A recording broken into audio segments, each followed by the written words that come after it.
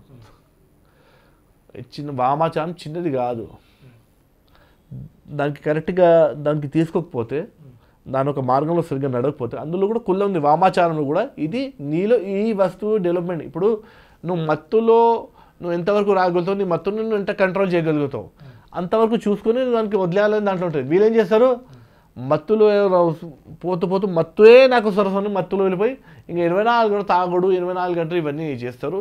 వామాచారాన్ని చాలా భ్రష్టం చేసేస్తారు, చాలా రాంగ్గా చేస్తారు. అసలు వామాచారం అంటే ఒక లెవెల్ ఒక పరీక్ష. అది దక్షిణాచారం కూడా ఒక పరీక్ష, మనిషి యొక్క బ్రహ్మచర్యలో ఉండడం కూడా ఒక పరీక్ష.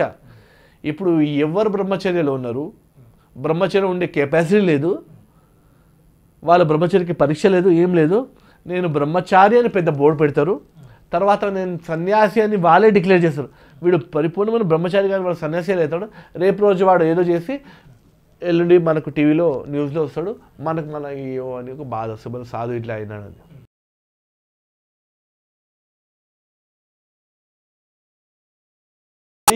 బలి అనేది చాలా మంచి క్వశ్చన్, చాలా అంటే చాలా మంచి క్వశ్చన్. ఎందుకంటే బలి అనేది మన దగ్గర ఎందుకు పెట్టినాను హిందూ ధర్మంలో?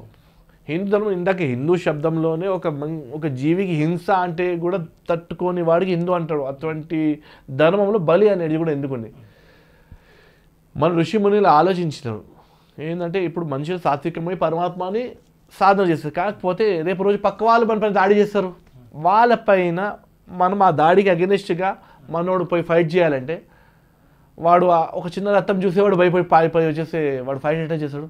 కాకపోతే రక్తంతో వీడు భయపడకుండా ఉండాలంటే బలి అనేది ఒక సంప్రదాయం ఉంటే, ఆ బలి అనేది అమ్మవారి పేరుతో ఉంటే బాగుంటుంది వీళ్ళు ఆలోచించారు. మళ్ళీ రెండవది ఏంటంటే, ఇది ఒకవైపు మాట, నార్మల్గా ఈ మాట అందరు చెప్తే ఉంటారు, కానీ ఇంకొక లోత మాట ఏంటంటే 84 లక్షల యోనిలు ఉంటాయి మీకు తెలుసు. అందులో లాస్ట్ యోని ఒక మానవ యోని, ఒక జన్మకే మనిషికి జ్ఞానం ఉంది, బుద్ధి ఉంది, దీంట్లోనే ఆయన ఇంద్రియాలు తెలుసుకుంటారు. దీని నుంచి ఆయన కర్మయోగం చేసేసి మంచి కర్మలు చేసి ఆ పరమాత్మ దగ్గర చేరొచ్చు.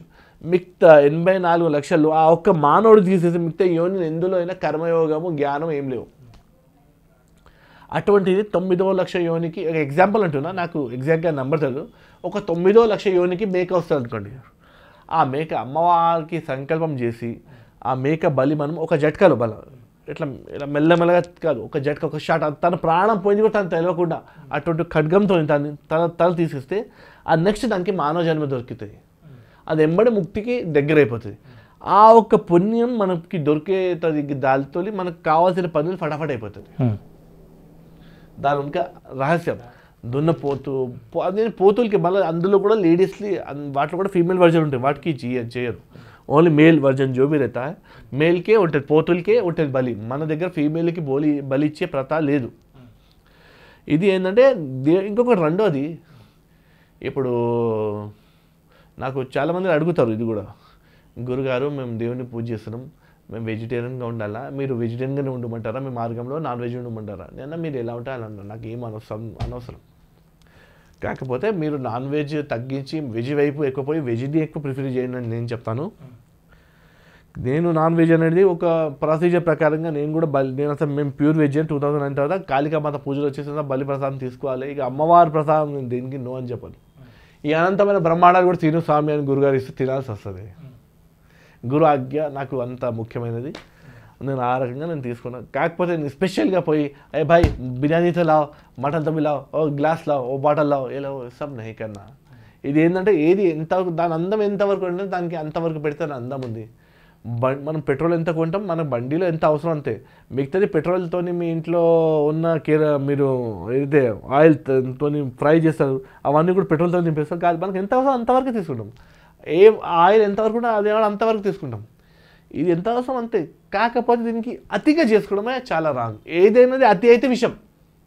ఇప్పుడు మీరు చేసే సాధనలు, మీరు చేసే ఈ సాధనలు ఏదైతే అది మీకు మాత్రం ఉపయోగం అండి, లోకానికి లోక కళ్యాణం కోసం చేస్తున్నటువంటి సాధనలా? నేను లోక కళ్యాణం ఒక ఉద్దేశంతో ఇందులో వచ్చినాను. నేను చిన్నప్పటి నుంచి మన హిస్టరీలు అన్నీ చూసుకున్నా, అన్నీ స్టడీ చేస్తున్నాను.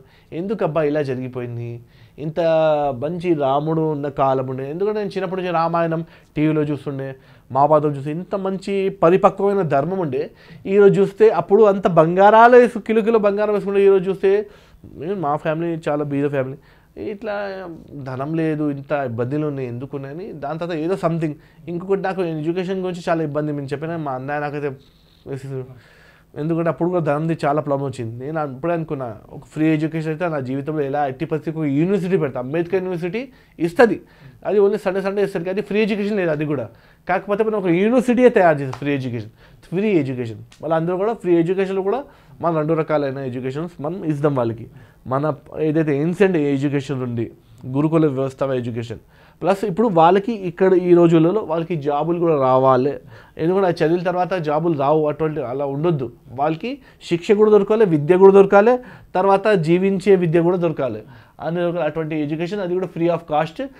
వన్ హూ ఈజ్ ఎలిజిబుల్ వాళ్ళకి మనం అవైలబుల్ చేయాలి అని ఒక సంకల్పం వేసుకున్నాను. ఇంకా చిన్నప్పుడే అనుకున్నాను. దాని బేస్లోనే అవన్నీ చేయాలంటే ఫస్ట్ మనం గట్టి కావాలని సాధన చేసుకున్నాను. ఇప్పుడు నా సాధన గురించి ఏం లేదు. ఇప్పుడు నా సాధనని ఎలా యూజ్ చేస్తే పబ్లిక్కి నేను జ్ఞానం ఇస్తాను, అదే నా సాధన. ఇప్పుడు నా ఇప్పుడు నడుస్తున్న సాధన ఏంటంటే నేను ఎలా అందరికీ ఉపయోగపడతా అలా నేను పడాలని ఆ తాపత్రయంతో నేను నడుస్తున్నాను. అదే నా సాధన ఇప్పుడు ప్రజెంట్.